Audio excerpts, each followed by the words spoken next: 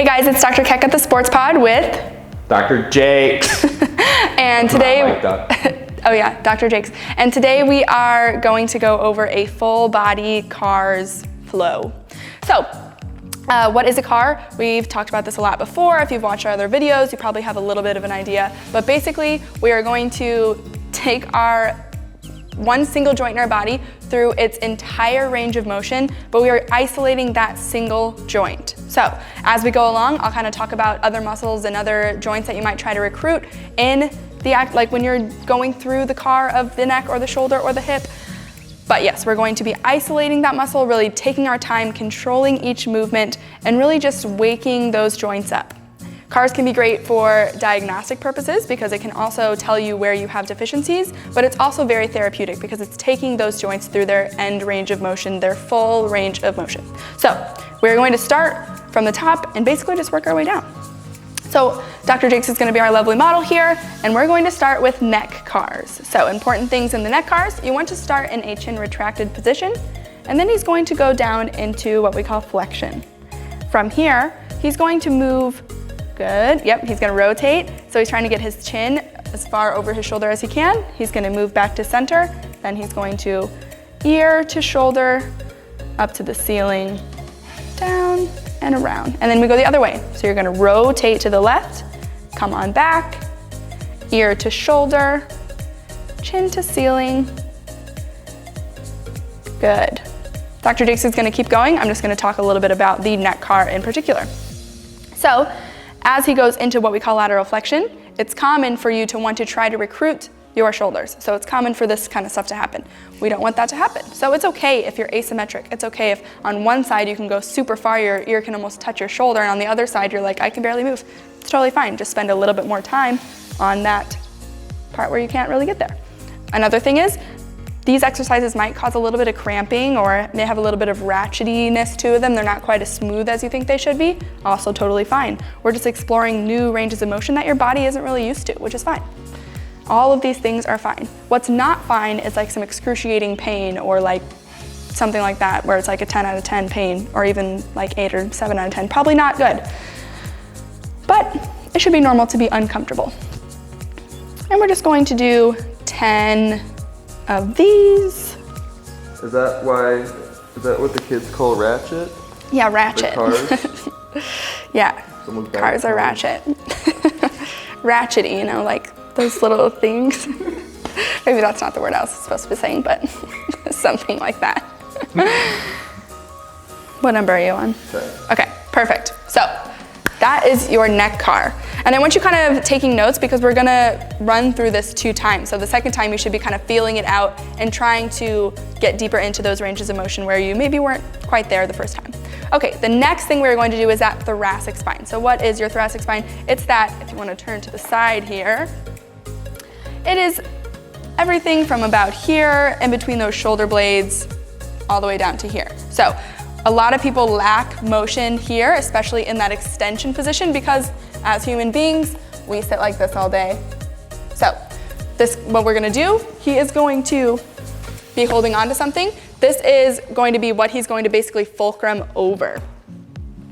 So I like to do this one sitting like this because it kind of blocks out that lumbar spine. A lot of people will try to move through their lumbar spine thinking that they're moving through the thoracic spine, and it's just not happening. So it's the same motions as the cervical CAR, but we're just moving through here instead of here. So he's going to bend over, rotate, up, good.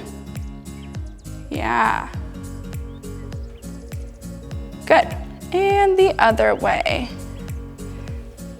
Good. And again. Good.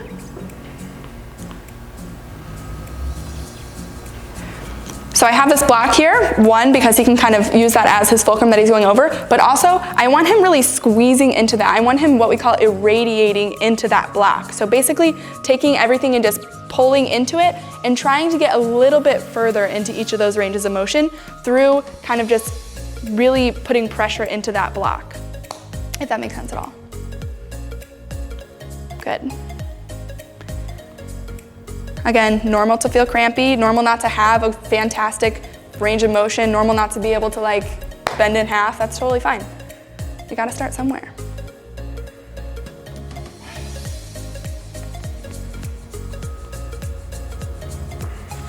Cool. Okay, so we've done our neck, we've done our thoracic spine. Now we're gonna move over to our shoulders. So for our shoulders, we're just gonna kind of walk through the motions first, and then we'll just kind of go through them fluidly. So first we are going to start with our hand down by our side. Perfect. And Dr. Jakes is going to bring his arm across his body, up, and turn his arm out as he goes around. Good. Good. That's halfway. We are going to reverse it. So we're going to go into that extension. Externally rotate the shoulder as he brings it around and down. Good. Important things here are I want his shoulders, you can keep going, his shoulders should always be facing forward. I never want him to be here because you're recruiting way a lot from the even lumbar spine, thoracic spine, things like that. We are isolating that shoulder joint and moving through its full range of motion only. Good.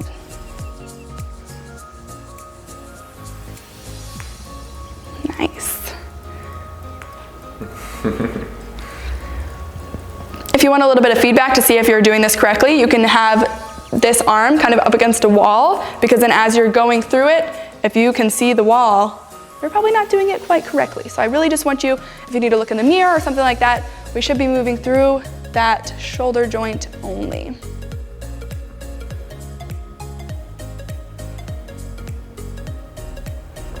Good. Good. And switching sides. Again, it's normal to have a discrepancy between one side and the other. Maybe one side you feel like it's super easy and the other side you're super struggling. That's fine. Just spend a little bit more time with that shoulder.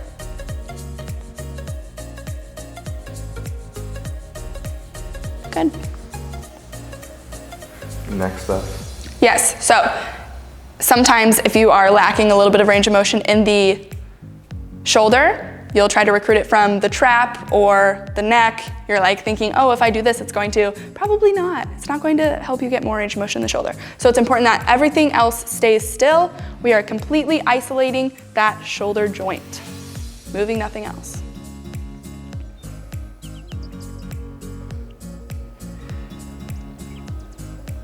Good.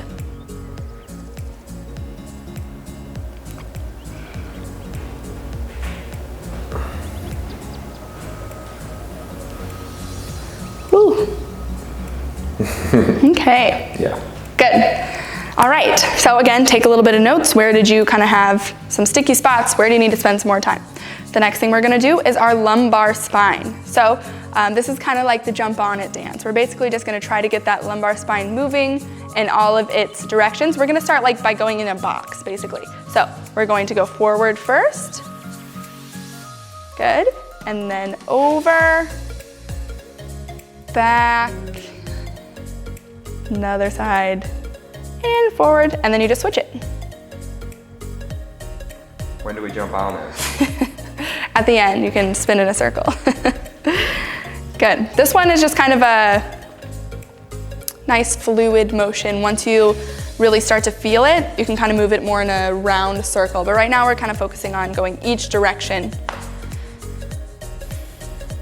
Really getting the hips moving. Good.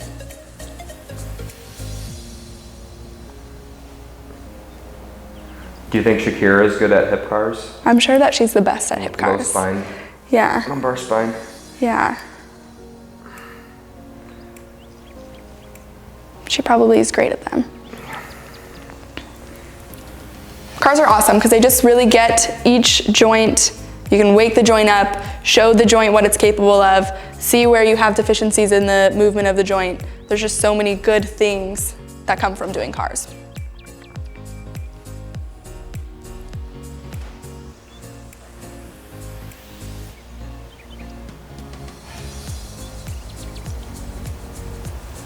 Good.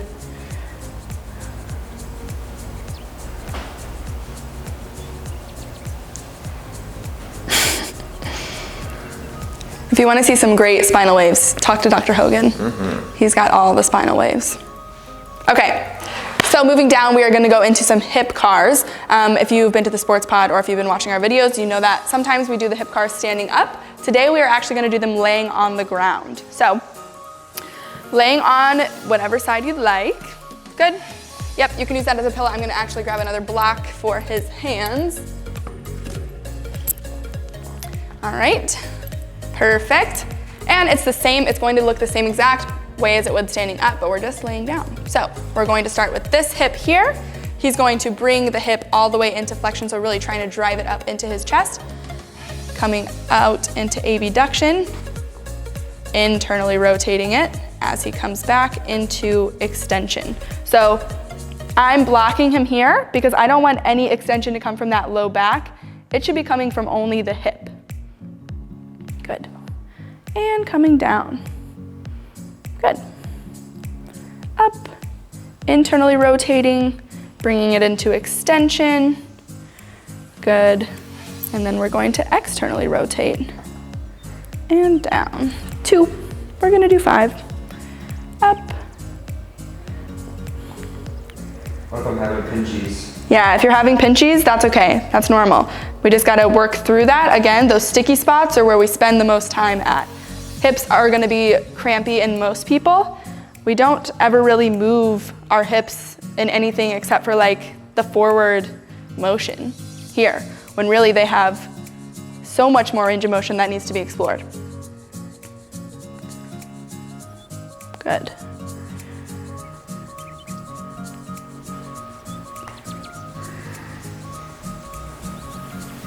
Is this easy, Dr. Jakes? No. No, it's not very easy. And if it is easy, you should make it harder. You should be like trying to explore a deeper range of more range of motion if it's easy. Same thing on this side. Important thing with this one when you're laying down is just to make sure that you're really blocking that lumbar spine, because you don't want the movement and extension especially to come from that lumbar spine. We're focusing on the hip right now. And as humans, we don't have a ton of hip extension. So it's okay if it's just like a little bit behind you, it's totally fine. As long as we're isolating that hip and not stealing from our low back. Is there a way I can brace to avoid lumbar extension? Yes, so we kind of talked about the irradiation before. I want him to do the same thing through all of these cars, but especially here, he should be breathing into his belly here, really bracing that lumbar spine to get as least movement as we can out of here. While he's bracing there, he should be irradiating, really creating that internal pressure so that he can drive all of his movement into that hip. Good. I like to say that if your lower limb was a bus, your hips are the driver of that bus. So if you have shitty hips, it's not good. If you don't move through the hips, the movement has to come from somewhere. So it's either gonna come from your knee, not good, your ankles, not good. So we have to have that movement through those hips to drive that lower limb bus.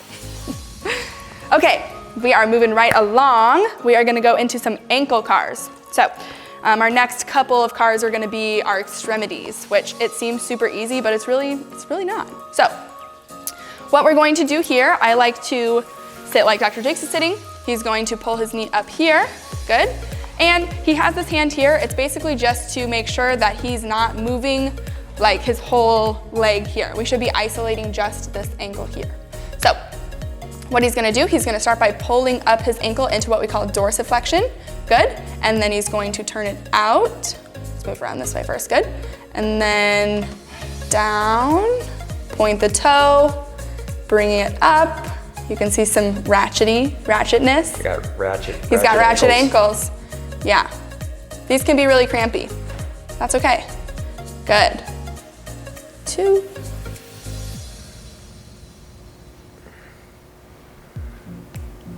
We don't spend enough time with our ankles and feet. So this is really important. We're on our feet all day, every day. Ankle cars are super important. Good.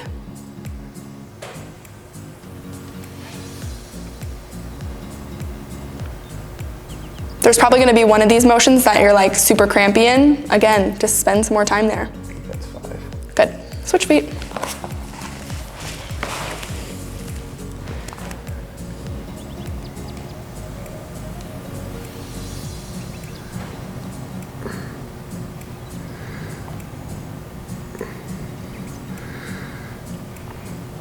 Good. Why do we get cramps when we're doing cars? You get cramps, that's a good question. He asked, why do you get cramps when you're doing cars?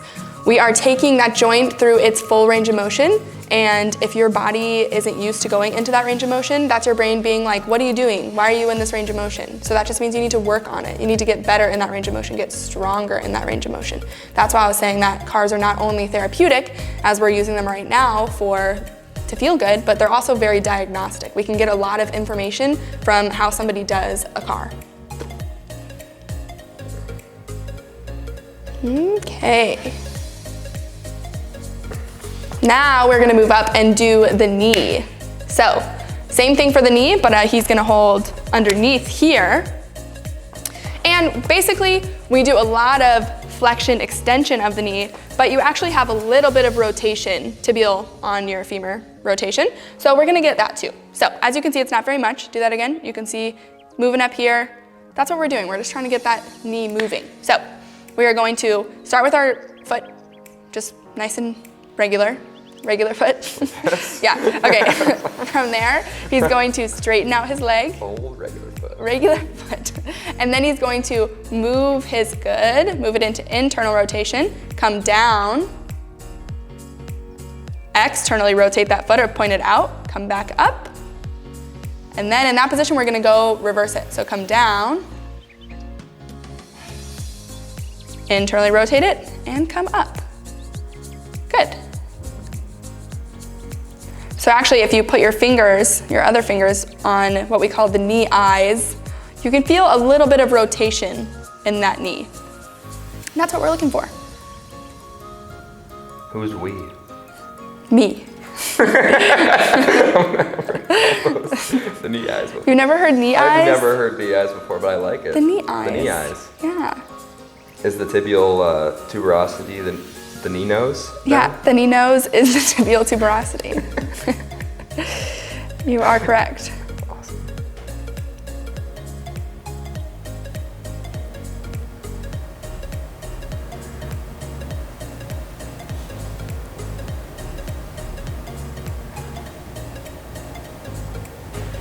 Good.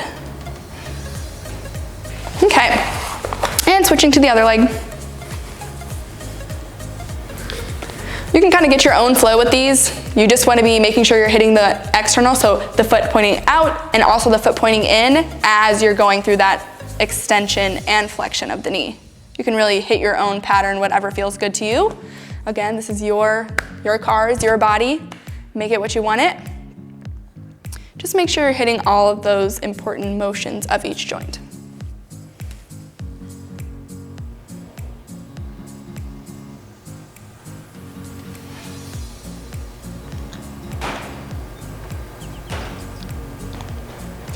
A question we get a lot at the Sports Pod is, when should I do my cars? Should I do it before a workout or after a workout?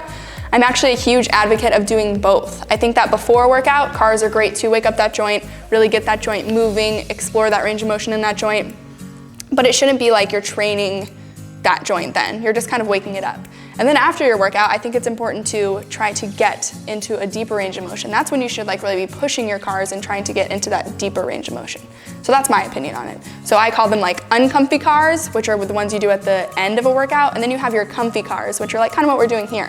Not really comfy, but you're just not really pushing yourself to that limit.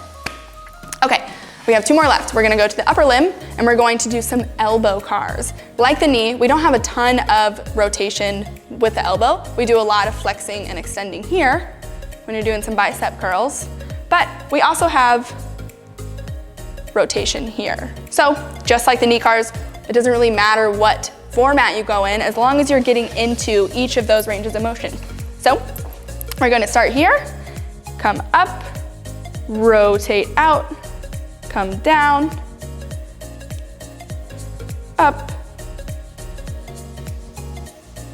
out, down, and then you can also, in this position, come up as you rotate in. Good. Good. Yep, and as you can see, he's holding up here, so he's not moving a lot anywhere else. All of that movement is just coming from that elbow. Good.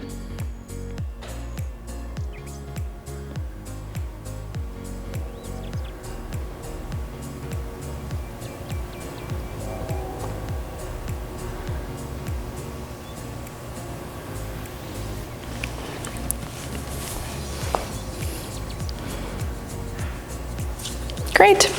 Other side.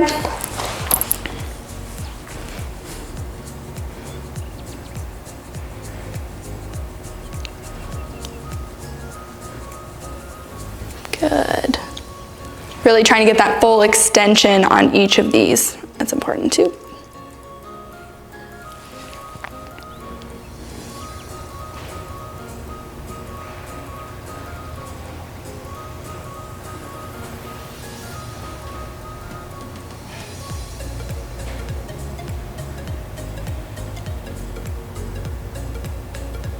Woo.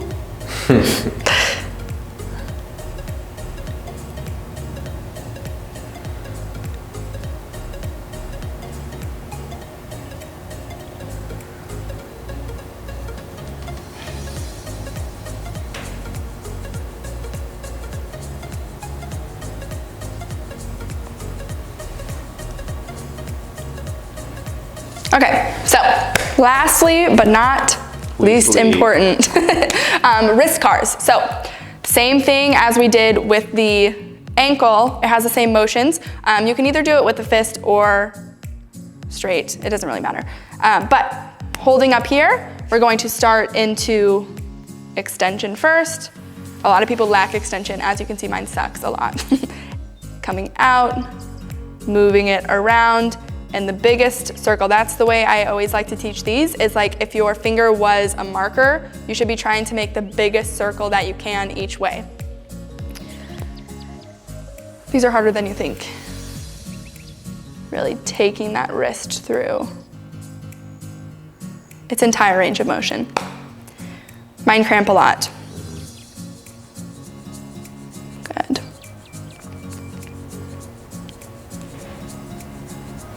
It's really common to hear like some popcorn in there, some crackles and everything. That's normal, as long as it's not like excruciatingly painful. Again, we're just taking that wrist through a range of motion that we don't really take care of our wrists very well. So this is really good for anybody that's having pain with like push-ups or really any wrist pain at all. Try taking that wrist through its actual range of motion that it's supposed to be going through. You'll find a lot of information from that. By just doing this simple thing here, like me, if you can see this, you're supposed to be able to probably get, I mean, at least further than this, but that is awful.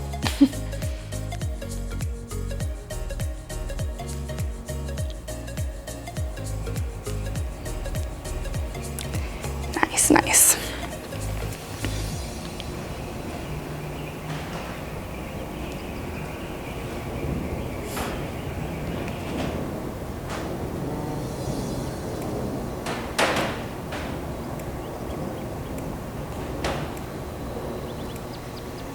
So as Dr. Jakes finishes up here, I just want to talk a little bit more about what we're doing here. So we did about 5 on each side, so 10 total of each of these cars. It would be good to go through it twice. For time's sake, we're only going to go through it once, but if you guys have time, which you probably do because we're all sitting at home right now, you should go through it again. This is just a really good way to wake up the body, wake up the joints, really get those joints moving in ways that they may not move in other ways. So we just need to, while we're doing our cars, you just have to be intentional about what you're doing. Always have an intention. So like with the shoulder, only the shoulder's moving. With the wrist, only the wrist is moving. We can't recruit other things. This is the important thing about cars. If you have any questions, you can always reach out to us on Instagram at @thesportspod, or you can find us on the website at www.thesportspod.co.